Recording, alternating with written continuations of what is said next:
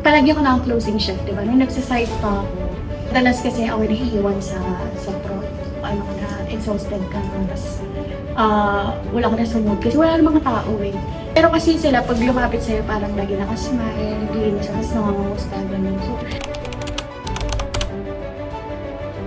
siguro yung nag-stand out sa kanila is one call away lang sila and they are very approachable.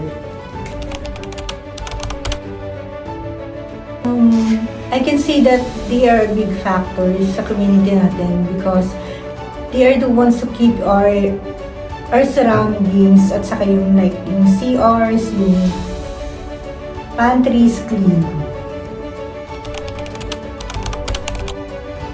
Hi mga ates and kuyas, we do appreciate your hard work here in Carolan. Thank you so much! Thank you ates and kuyas kasi kahit na hindi kami nanghihingi ng help, you have the initiative na mag-ask sa amin, lapitan kami kung ano yung kailangan namin. From the GB Manila, thank you so much.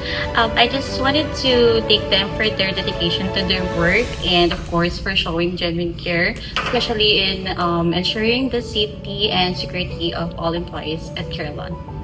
Hi, good morning everyone. Thank you so much Ates and Kuyas. Without having you here in the operations, hindi magiging successful ang bawat araw namin. Ates and Kuyas, you're such a gem. Maraming salamat, ate and kuya! Dagang salamat, Manong Kumayang! Maraming salamat, mga ates and kuyas! Agyaman kami!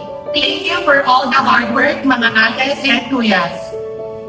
Thank you so much mga Ates and Kuyas! Maraming salamat sa inyong lahat!